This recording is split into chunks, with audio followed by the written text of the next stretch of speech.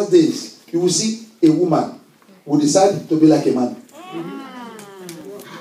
In this last day, you will see a man. He will go and change his features and become a woman.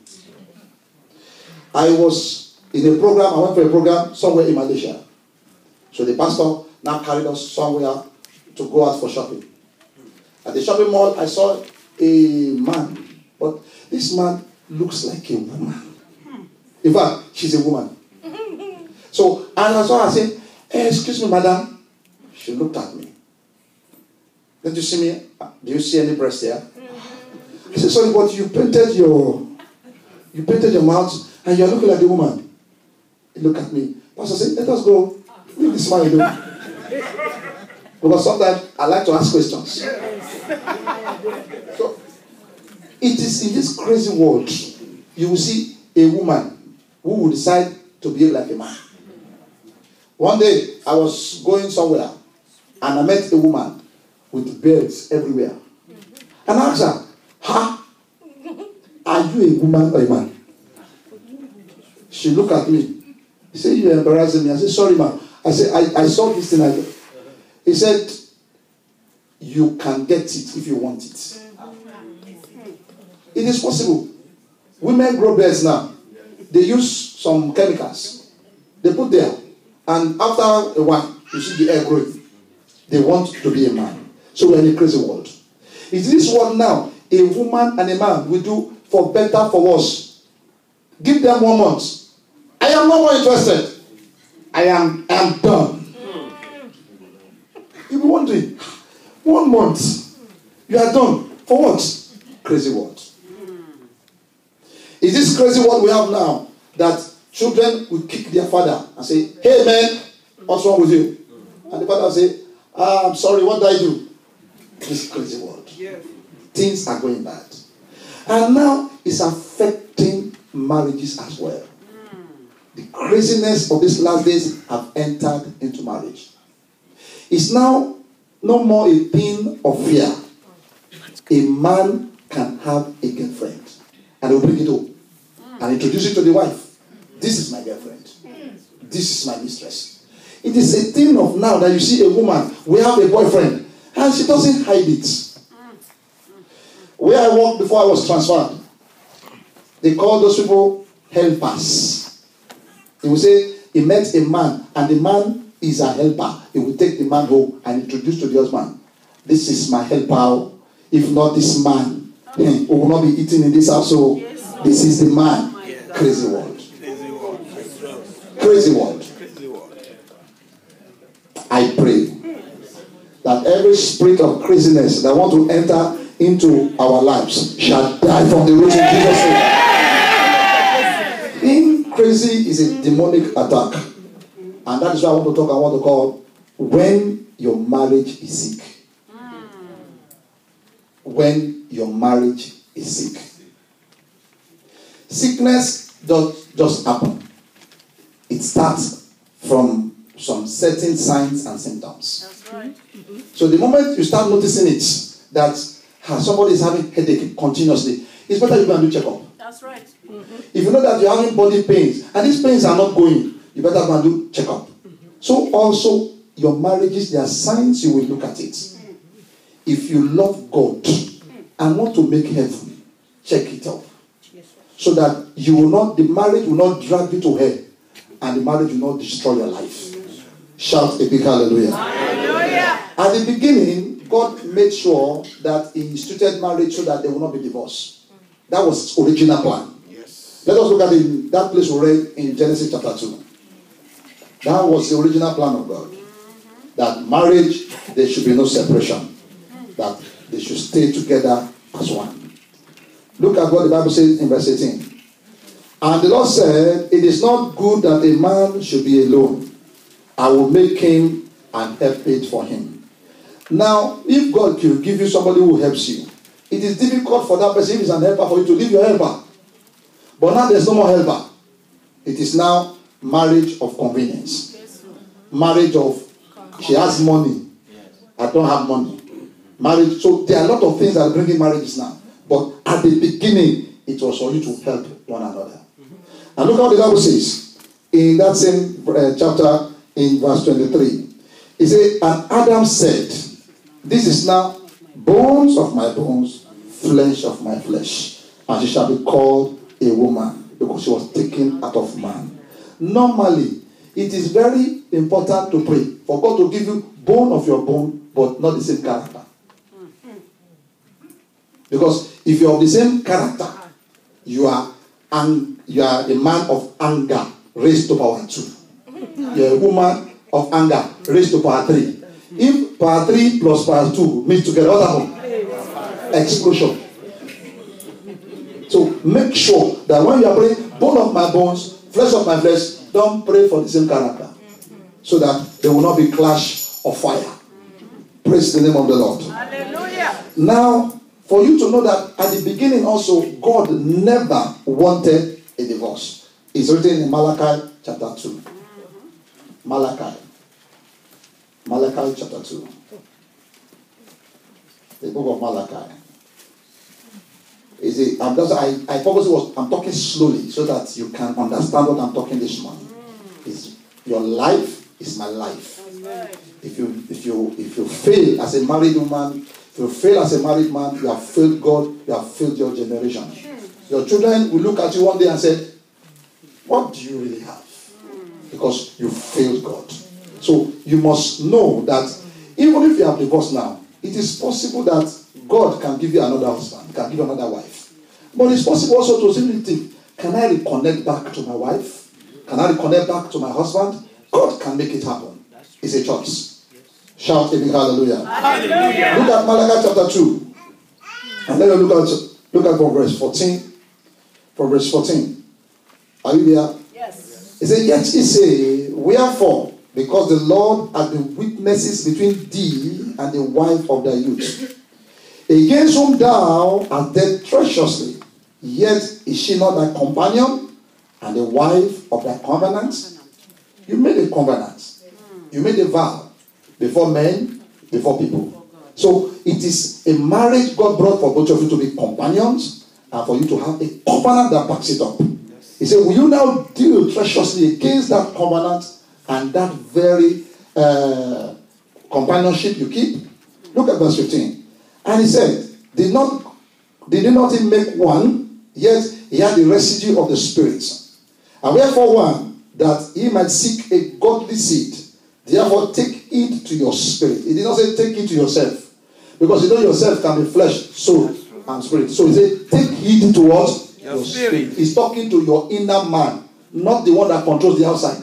Not because you saw a woman with a very fine nose, a fine body, and a man with a tall height, with an handsome face, and say, don't look at that. He said, your spirit is talking to your spirit now. He said, look at what he said. He said, that he might take, he said, therefore take it to your spirit, and let none deal treacherously against the wife of his youth. For the Lord, the God of Israel, said that he hated putting away. Tell your friend, he hated the one putting away. He hates it. He doesn't like it. It's not part of his plan. It's the enemy's plan.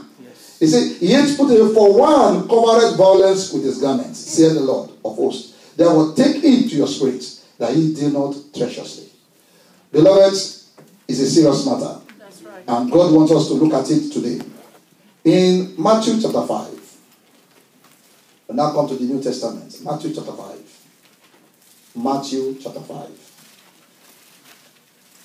If you are there, shout a big amen. Amen. I will read verse 31 and 32. Matthew chapter 5, verse 31 and 32. He said, had it not been said, whosoever shall put away his wife, let him give her a writing of divorcement. That is, whoever, it was written in the law of Moses, that if you don't like your wife again, just tell her, I don't like you. I don't want to marry you again. Give her the paper. She will carry everywhere she's going. You are free. But now, this is the law, according to the New Testament. He said, but I say unto you, that whosoever shall put away his wife, saving for the cause of fornication, causeth her to commit adultery. And whosoever shall marry her that is divorced, committed adultery. And by the permission of the Holy Spirit, I also declare, whosoever marries the man that is divorced committed adultery. That is the word of God. It can't be broken. But the truth is that the enemy does not want marriage. You may have made mistakes. You may have done some things. But I want to tell you now, so that you can look at some signs that made that marriage sick, or your marriage is now sick and you are not doing anything about it. You can do something now so that there will not be a problem. So that you can know how to manage it well. Simply, when marriage is sick, it's lacking basic ingredient for marital growth. When marriage is sick, the nutrients for growth have been stopped, so it's now resulting to stunted growth. So for you to really enjoy marriage and keep it in place, you must put all the ingredients necessary and the basic nutrients that marriage will need to grow. Because anything that is not growing, something can grow by weight, can grow in height, but once the real man is not growing, everything is dying gradually. Shout a big hallelujah. Hallelujah. When marriage is having a problem, or when problems arises in a marriage, or when marriage is about to hit the rock, there are certain signs indicating that there are problems. You must know that problem has started and you must do something about it. What does it mean for a marriage to be sick? What does it mean? Why is the marriage? What does it mean? When marriage is sick, it means the marriage has lost the honey of love. The honey of love in that marriage is dried. You need to look for it and put it back there. Because honey is sweet. Amen. And honey does not have any problem. Even if you take honey, it will not give you any problem in your body, because it's like a medicine. So once the honey of that marriage is taken away, everything that will make the marriage to look well is also taken away. What does it mean for a marriage to be sick? The marriage that is in the sea of trouble. When the trouble is raging. When Jesus and the disciples were on the sea was raging. It means that it could be possible for the both of that marriage to be in a troubled sea. But there is somebody who spoke to that sea. And there was what? There was peace. It's because you've never invited him in when the trouble was raging. That's why it seems as if there's no way out. There is way out. What does it mean for a marriage to be sick? It means that the marriage that the center can no longer hold, and all things are falling apart. You can't talk to your wife again. Can't talk to your husband again. The children, you can't talk to them again. Everything has gone haywire. The marriage is sick. What does it mean for the marriage to be sick? It means that the marriage, the trust in that marriage is dead. No more trust. No more trust. What does it mean for a marriage to be sick? It means that the marriage now has, everyone has a say in that marriage. Even your neighbors. Even everybody now say, what is on now? If everybody is having a say in your marriage is sick. When your auntie will talk, your uncle will talk, your neighbor will talk, your friend will talk on this one marriage, that marriage is very sick and it needs help. What does it mean for a marriage to be sick? It means that the man is a boy and the woman is a girl. Boys take instructions because they don't know the way to go about things. Girls don't know what to do because they're just babes. So they need somebody to tell them, go left, go right, go straight, stop. So sometimes they want to hear from their father. They want to hear from their mother. So when your father and your mother is still controlling your marriage, your uncle and your auntie is still controlling your marriage, that marriage is very, very sick. Speak it. Very sick. Very, very sick. What does it mean for a marriage to be sick? It means when the man is Mike Tyson and the woman is Elizabeth Taylor. Oh my God. The man will beat the woman and say, if you go to church, I won't come to that church again. Oh my God. I will go and tell the pastor, don't worry, you won't see me there again. So the man will be hiding it. If you tell the police, I will leave. The man, okay. And the woman, instead of him taking care of what you need to take care, he'll be putting pancake pretty face, wear the latest gown, wear the latest gilly. Your marriage is sick. That's right. And you are still looking the way you are looking. You better solve your problem first. Shout a big hallelujah. Hallelujah. What does it mean for a marriage to be sick? A marriage is sick when the children are beyond parental control. And you can't control your children again. They behave anyway. The marriage is sick. The marriage is very sick. And one major problem that parents do have is that they don't pay attention to their children. And it's a price you must pay. If you don't pay it early enough, you will pay it in your old age. That's right. That's right. When your children will trouble you, then you say, hey, pastor, pray for these children. But when you are supposed to do the work, you are not doing it. That's right. Now you are looking for pastor to pray. Fire brigade pastor. Go pray. But one thing you must know that it is one thing for a pastor to pray. It is one thing for God to answer prayer. That's right. Shout a big hallelujah. Hallelujah. Another thing that makes a marriage to be sick. When we talk about a marriage is sick, what does it mean for that marriage to be sick? It's when the man has decided or the woman has decided to backslide. They just decided that now because I'm a Christian, you are taking me for a fool. That church, Christianity, I'm not going again. Wow. A brother who came to church came with nothing, but God transformed his life and changed him and took him to the top. He was now making money. Then one day he told the wife, I don't want to go to that church again. The die, is enough. But when he was killing the enemies and they were living the way, and his life is now better. Now money has come. Mountain of Fire prayer is too hard. It's too much. He now told the wife, I am not going to that church again. The day I see you in that church, I bring another woman to the house. So the woman just came, reported the matter. So we now told her, don't worry, go home and stay. So that you don't lose your marriage. So we pray. One day, in the night, some powers now decided to slap the man. So when they slapped him, the slap now returned to partial paralysis. His mouth now went one corner. And that's how they rushed him to the hospital. They brought him to church. As they brought him to church, you can trust me. I asked a question. I said, hey, bro, what happened? Who did this to you? He couldn't talk. Don't allow the enemy disgrace your marriage. But the moment a marriage is sick, before you start seeing all these things happening, there are signs. And I want to tell us one of those signs that makes a marriage to be sick. If anytime you used to have fire of love for your husband or your wife in your heart, and suddenly it dies, it's a sign that that marriage is having problem already. That's right. Do something about it.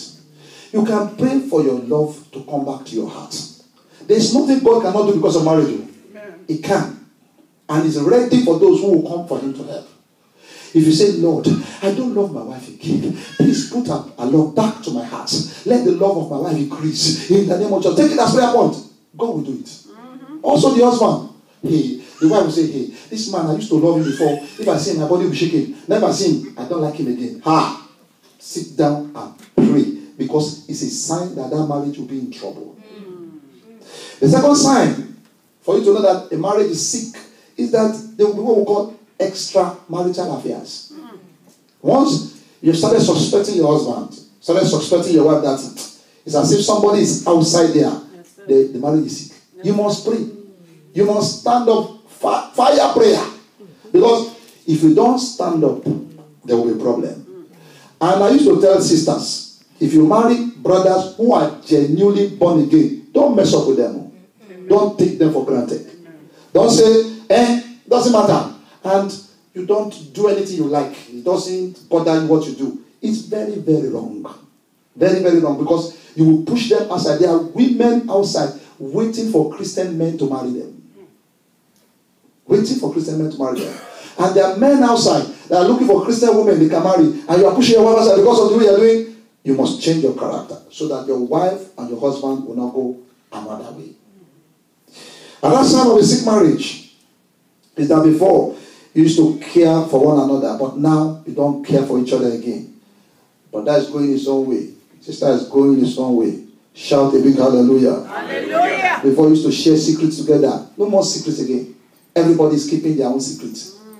There's a problem. There's a problem. Another sign of a sick marriage is when you eat alone. You just eat your food alone. Before, you wait. When you want to go out, your husband will take you out, or both of you will go out and eat. Or when you comes back, even if you are not hungry, you want to eat again. But now, you are on your own. When you notice that what you do together, you have stopped doing it together, you better work hard and bring it back together. One thing we have in marriage in Christendom is that we are too holy. But holiness in marriage is a serious matter if you must keep your marriage. If you are saying that, it's my wife, Bible says we should be holy, and you see your wife, you can't hug your wife. Your wife can't sit on your legs. You can't kiss your wife or your husband. You are doing like a timid man from the village. You will lose the marriage. Many years ago, when I married my wife, my wife will be calling me Brother Patrick.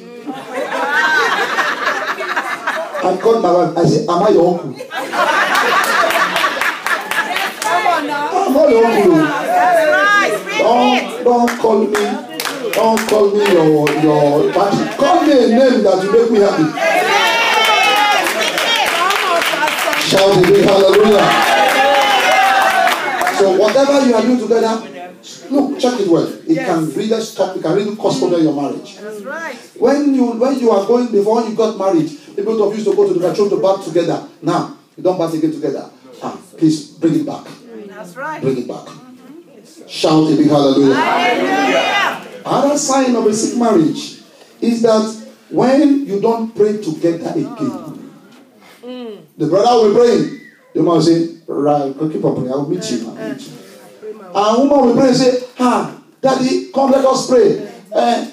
Like some people, one sister called the husband by name. Say, "James." It is insulting to call your husband by name. That's right. Look, Western world is good, but we need to teach some people some things too. Respect is powerful. That's right. It has power of its own. If you honor your husband, that's why the only country, the only race that keeps marriage long enough is the black race. That's right. Very few Christians in the white race keep their marriages. Why? Because they don't see anything really in respect. They take everybody the same. So when you come now, you want to behave like, don't take your own, what you have that is super, give it to them. What they have that is super, collect from them. Shout a big hallelujah. Hallelujah. Another thing that can make marriage sick, because our time now will be very fast, when you know that both of you or one of you doesn't come to church regularly again, there's a problem. When you sleep on separate beds, or you sleep on the same bed, one will face the east and the other will face the south. Sometimes they can put something in the middle, a line of don't touch, no crossover. Shout a big hallelujah. Hallelujah. Once that one is already there, the marriage is sick. Put something cool. Another thing that is a sign of marriage, the sign of a sick marriage, is that when they experience that there is no more sex in the marriage, the marriage is already dead. At that stage, the marriage is already finished. Jesus. A sister came to me and was telling me about the husband. And he said, "Do you know that for the past 3 years, my husband has not touched me as a woman?" I said, "It's a lie. How can your husband not touch you?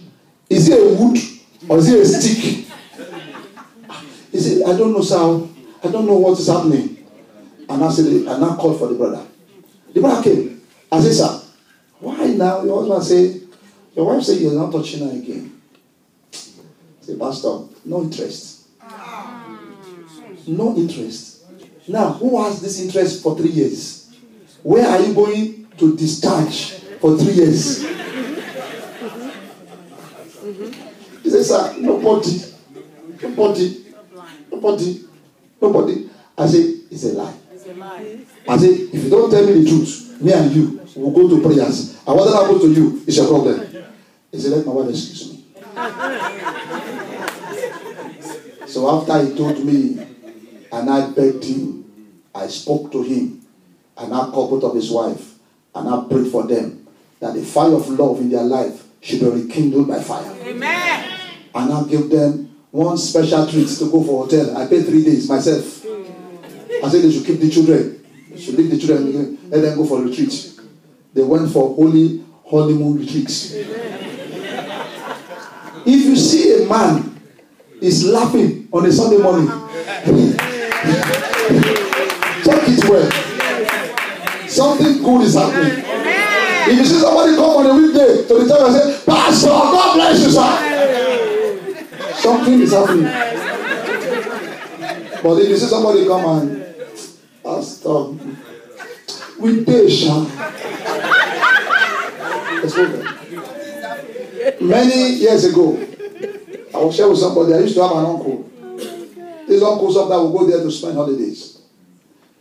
But at midnight, I will hear them do blah, blah, blah, blah. They will be shouting, quarreling, and they will rush to the parlor naked. When we walk, say, Uncle, what's happening? Say, can I get inside? They were thinking what was happening. But now it dawned on me that, the woman would have told him, I say, no show. And he must say, in this house.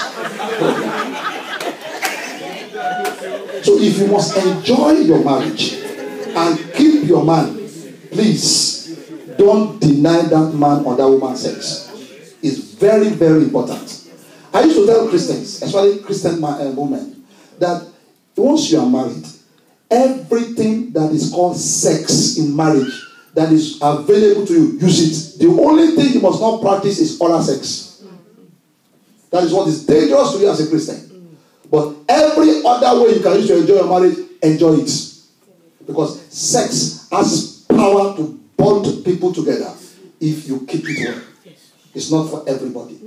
Shout a big hallelujah. Hallelujah. What are the signs of a sick marriage? Is when there's constant irritation against that. You just get irritated. Once see the man or see the woman, you get bad belly. You get instant ulcer in your stomach. Say, I don't want to see this woman around. And it's dangerous. Dangerous. Dangerous. Your companion, the wife of your covenant, you are hitting her, you are hitting him, you are killing yourself. What again are the signs of a sick marriage? When communication has stopped in the home. You don't talk to each other again. Sometimes it's so bad that they will be writing notes to each other. So we'll carry on. It's as bad as that. And you'll be wondering, why? What can you see, the greatest asset a man has is the ability to talk to the wife. That, honey, or whatever you call your wife or your husband, this thing you did yesterday, I didn't like it. In fact, sometimes, if your wife has cooked a very bad soup or bad food, and you want to tell her that this food is bad, you don't have to say, hey, look at the food you will cook. No salt, too much water, so much. Why don't you go and say, sweetheart, this food is wonderful, great, powerful, but there's a little bit salt, more than water. Oh, sorry. Except the woman is mad though. If she's in her right senses, she'll say, oh, sorry, I didn't know. She will know that next time she'll be careful of salt. Because you told her. She knew about it. Don't fight her because she doesn't know. You are assuming she has known. Because no, don't assume. Talk it over. Communicate. Even deepest thing. Sometimes tell your wife or tell your husband, see, that thing we do in the bedroom, I'm not satisfied. This is what we can do. Tell her what you can do that can make you satisfied. If you don't tell her, how will she know? If you don't tell her, how will she know? She'll be assuming that she's trying her best. And you are thinking her best is not enough. Shout a big hallelujah. Hallelujah. Are you getting something? Yes. Shout a big hallelujah. Hallelujah. And another thing we'll talk here, I don't know whether it rains in America, but one thing is that if you want to see a sign of a sick marriage, check the relationship between in-laws and the wife or the husband. It's a sign of serious sickness in the marriage. As a man, as a woman, in the context of where we come from, you marry to the family. Now, if your family comes to the house and they are not happy with you, that marriage, no matter how long you stay there, you will not stay too long. It will be hot for you. Because it's a normal thing. It's like the seed you sow, you will reap. A woman came to me several years ago. I said, you must marry. God will give you a husband. God will give you a good husband. He says, pray for me. So that the mother-in-law will die. I said, mother-in-law die. I said, I won't pray that prayer.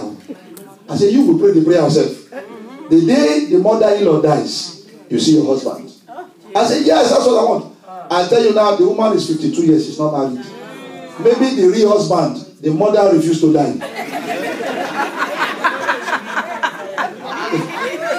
Refused to die. So she can't connect the man. Shout to me, hallelujah. You can keep your mother-in-law. You see, one way to enjoy home as a woman, learn to know your mother's strength, your mother-in-law's strength and her weaknesses. Learn what she knows and what she likes, and always put her on that line. You see, me and my wife, we have one strategy. I have a very old woman who is, my mother is about 96 years now. Very old. She has been with me for a very long time. But if we want to know that a woman can fight other women because of their son, it's possible. So once there's a quarrel, I will side my mother. I will be on her side. I will say, but me and her will know what we are doing. We have already concluded, look, to pacify this problem, so we don't have problem. Let us support her. So I will say, why did you do that? It's my mother will say, leave her alone, leave her alone.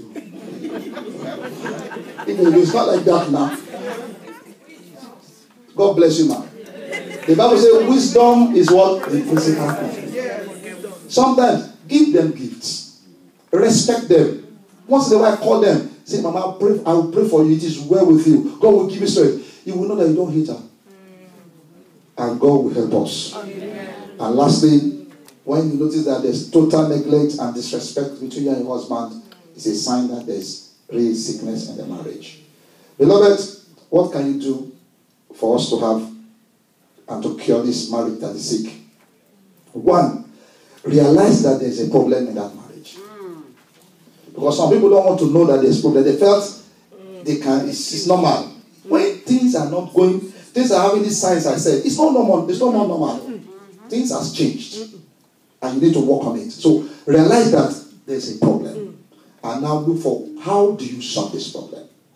And that's why the next thing you need to do is to go for counseling. Don't hide it. Many sisters, many brothers have hid what they are suffering in the marriage. And they stayed with it for 3 years, 4 years, until it became too hard to solve. And that's why people will be knowing. And that time, what do you want to do? But one is at that early stage, quickly go for counseling. Possibly take your husband to the place. Possibly take your husband. No matter what they are saying, quickly do something so that prayer can be going on, so that there will not be a problem in that marriage. If you know you love the man and you marry the man because you loved him or because you loved her. Another thing you must do to come out of this world is that take time to study the source of the problem. Study it. Is it that you are not cooking well? Is it that you don't respect him? Is it that you insult him? Is it that you abuse him or her? Or is it that there are things you do that is provoking the man or the woman to fight against you? I used to tell brothers, you see, no matter how good your wife is, she's working, she's making money, and you are not doing anything as a husband, the day she will abuse you, it's not for you. It is you that caused it. Do something sometimes as a man. Make sure that the scepter of authority God has given to you, don't let God take it away from you. Don't let anybody stand for it. And if you are not manifesting it, ask for it. Because it's your position. If it's turned the upside way, it's upside down, the woman is not the position of the head, you are the position of the tail. It's not normal. So once it is at that position, bring yourself back to normal. Bring yourself back to position. Because if a woman is going to do shopping, they went the first day, no problem. 1 month, 3 months, and it's going the 4th month. And you don't say, madam, okay, take this so much dollar. Add to what you are buying. When she brings the thing home, you want to touch, you say, is it your own? It's not her fault. She's only reacting. So you must do what it takes. And I pray for men here that the power of authority God has placed you, the enemy will not take it from you. The men will not say another amen to that. Another thing that you must do is prayerfully destroy the problem through fasting and prayer. And the next thing you must do, if it's the problem, change your character. There are people that have terrible character. Some women has terrible character. Some men, their character is very, very shameful. You can imagine that some women don't even know how to cook. They will go and carry the cookery book. And they will put salt, 2 cups of salt, 2 cups of water. And by the time she finished it, you will realize that the man will manage to eat it. And he will say, it ought not to be. I know a woman who married for 10 years. And she will carry this man to the mother's house to go and eat for 10 years. When it's a weekend, like a Saturday, she will go to the mother's house. They will cook for her. She will package, bring to the house. So that's what they'll be eating. When the food is almost finished, on a Saturday, they will go to the mother's house again. They will eat. From there, they will cook for her again. She will bring for 10 good years. So at the 10th year, when they were doing 10th year anniversary, the man decided that mother's in-law's house, no more. So the man stopped. He didn't go again. Hey, pastor, come and pray for us. So there's problem in the house. But she can't cook. So Anna said, okay, what we can do now is that we are going to send some people to your house to go and help you to cook. Now, learn as they are cooking. So I called the woman and said, madam, the moment you are cooking, tell her, bring me baggy, bring me salt, so that she can know what she's supposed to put. That was how God brought her down to learn. Because she wanted to keep her marriage. So any character you need to change it.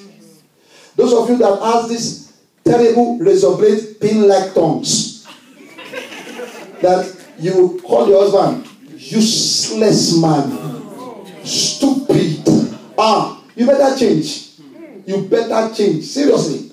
Because your character will pursue out of your husband's house. That's right, Jesus. So if it is character problem, solve it. Because you can change your character. You can. Whatever you cannot change is what will kill the person. So change that character.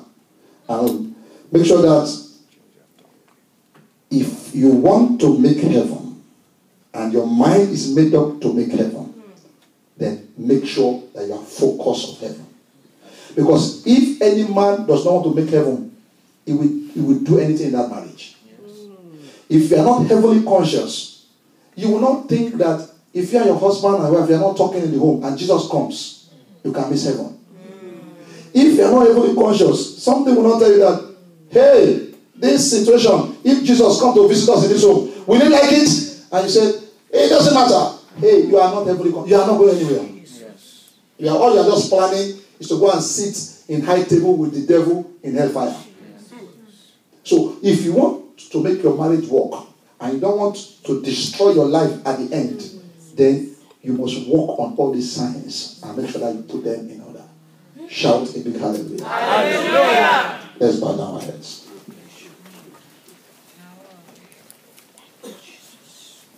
Talk to God about your marriage. Even if you are not married now or you have been divorced, tell God, settle my case. Let there be a divine arrangement in my life that will make me laugh again. Talk to God. Talk to God. Thank you, Father.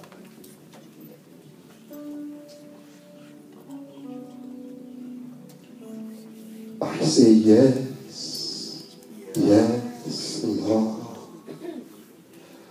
say yes, yes, Lord. I say yes, Lord. I say yes, Lord. I say yes, yes, Lord. I say yes, yes, Lord. I say yes, yes, Lord. I say yes, Lord. I say yes, Lord. I say yes, yes, Lord. Stand up on your feet now. Those of us that are close to our wives, hold the hands of your wives and your husband.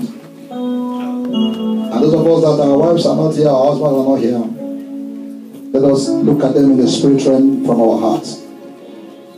And let us pray these prayers loud and clear. Say, powers that want to separate me and my wife, I bury you alive. In the name of Jesus.